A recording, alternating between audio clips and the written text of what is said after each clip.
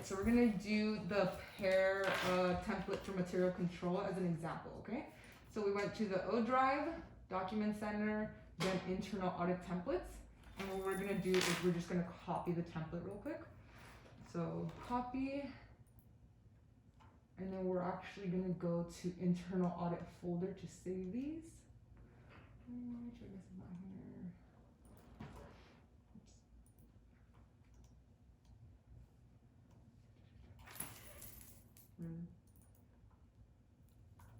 All right, just kidding. So O drive, document center, then audits, and then in parentheses internal. And I'm just gonna pretend that one's not there.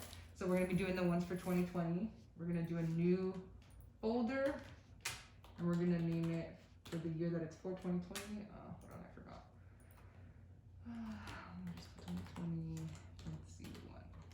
2020. You would just put 2020 though, you wouldn't put the parentheses on there.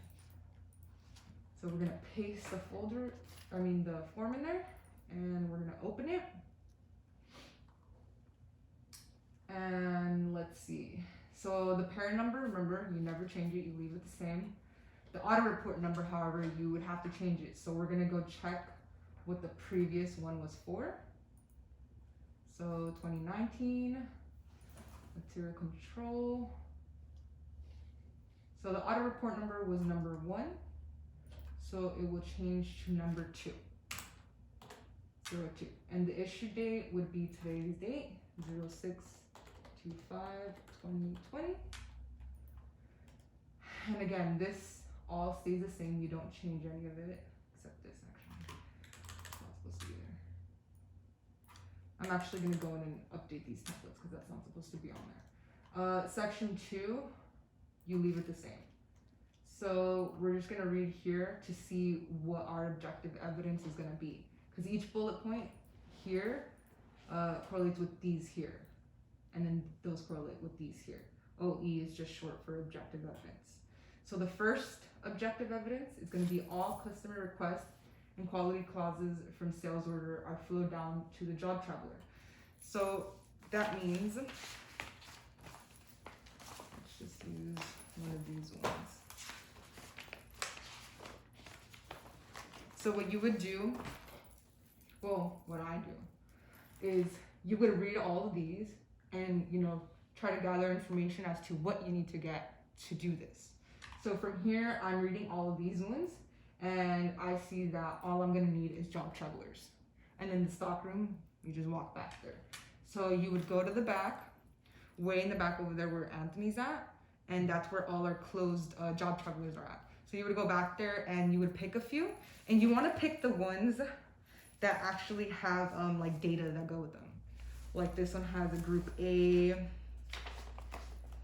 See, this one doesn't really have anything.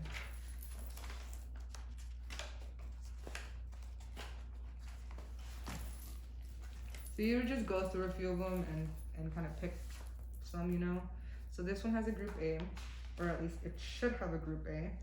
So we're just gonna make sure that everything, the clauses, the quality clauses, which are these ones here. Because it says sales orders flow down to the job traveler. So you would see if there's any, Q clauses here, which the only one that I see is PK4-22. So then we're gonna go over here and just make sure that it was flowed down over here to their quality notes. And it is. It says package per PK4-22. You see it? And then we're gonna go back to this one right there. Package per PK422. So then what we would put here, and again, you can use the previous ones, as a guideline, because I kind of forget myself. So let's go. So it looks like we just need to put just the basic information as to what it is. So sales order. I'm gonna actually put traveler on this one. And unbold that. And you just put the rest of the information over here.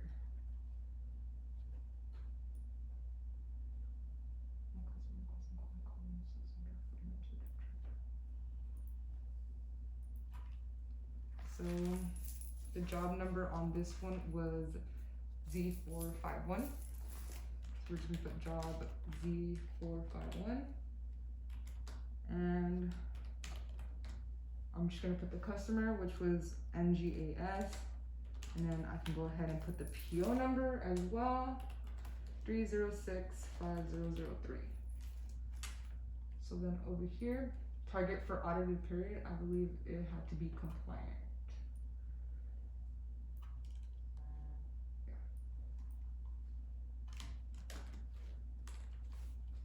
Full compliance.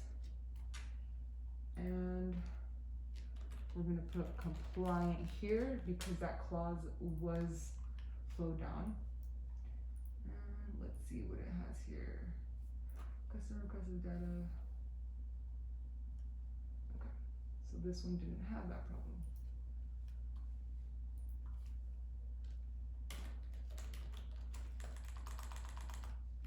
Sorry, these always turn themselves bold, but they shouldn't be bold. So, customer clauses were flowed down to the job traveler. So that would be it for that one. And then the job traveler contains all documentation that is required from the sales order. So this one just says Group A.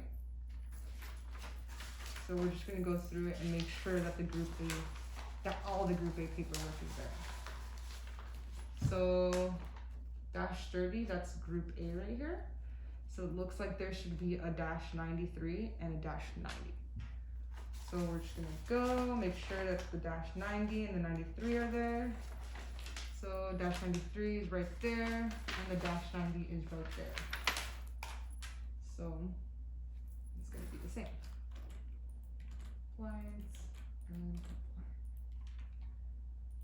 Objective evidence too.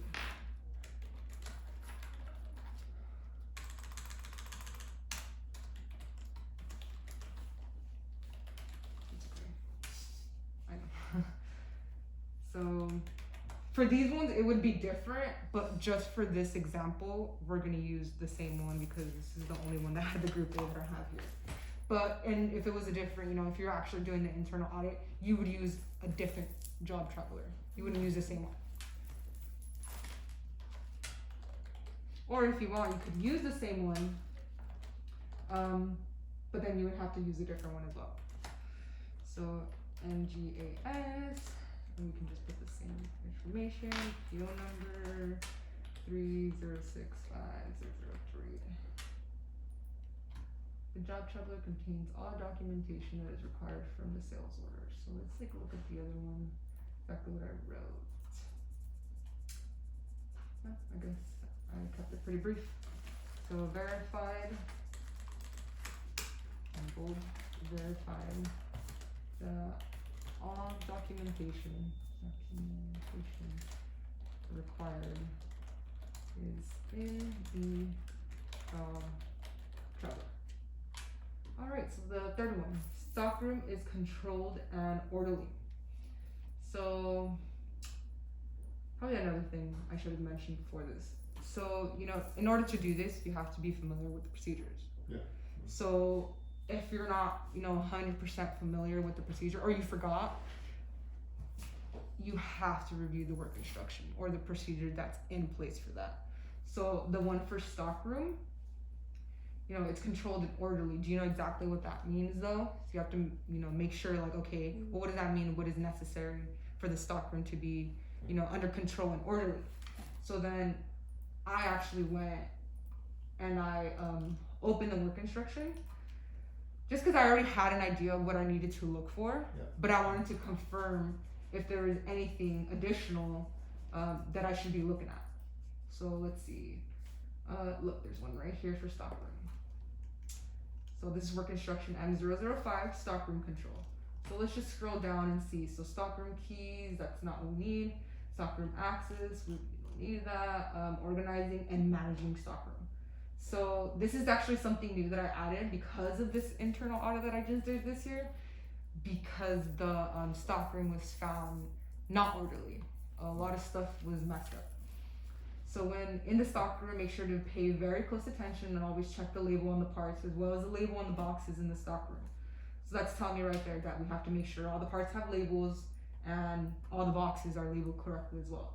So no, if the label on the box is no longer legible, make a new label. So again, these are just instructions for the person not doing the internal audit, but just so that we know what to look for.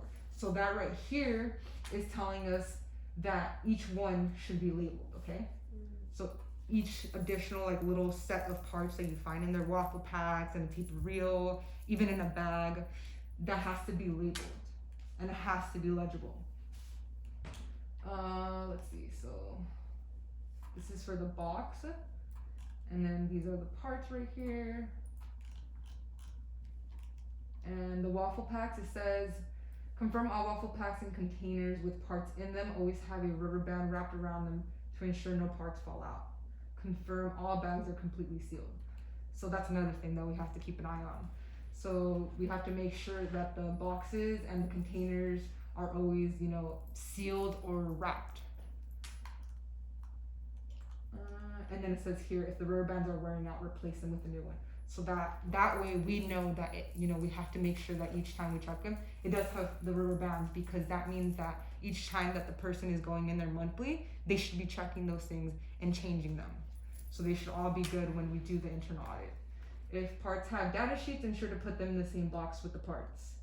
So these ones, it's kind of hard to tell which ones need to have data. So the only way that I know is when I see that there's data sheets already in there, if one of them is not with the parts, because each one of these is for the date code. So let's say that there's a piece of the date code 1649, and then there's another piece for date code 1820, but it has no data form. Then we know there that one's the one that's missing. So then this says, so when we walk in there, we have to make sure that all the boxes are pushed back. If they're not, that's a thing that we mark as non-conforming. So what I did is I wrote my little notes as to everything that we needed to check in there, in the stock room, so that I know what to look for when I go do it. So we're actually gonna go to the stock room and note some of our findings.